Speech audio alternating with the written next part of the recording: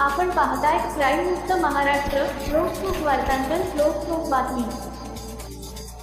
Police रेकॉर्डवरील आरोपीस गावठी pistol व जिवंत काडतुसासह युनिट 5च्या पथकाने ताब्यात घेतले आहे.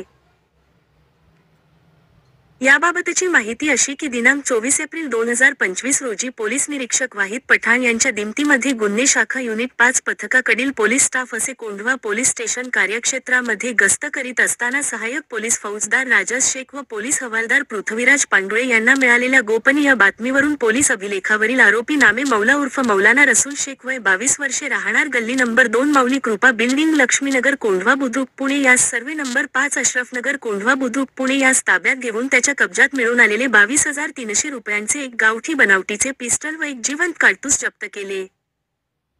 त्याच्याविरुद्ध कोंढवा पोलीस स्टेशन गुन्हा रजिस्टर नंबर 337/2025 भारतीय हत्यार कायदा कलम 325 व मुंबई पोलीस अधिनियम कलम 37(1)(3) सह 135 प्रमाणे गुन्हा दाखल करून त्यास पुढील कार्यवाही करिता कोंढवा पोलीस स्टेशनच्या ताब्यात देण्यात आलेले आहे. सदर आरोपी हा पोलीस रेकॉर्डवरील असून त्याच्याविरुद्ध यापूर्वी शरीराविरुद्धचे गुन्हे दाखल आहेत.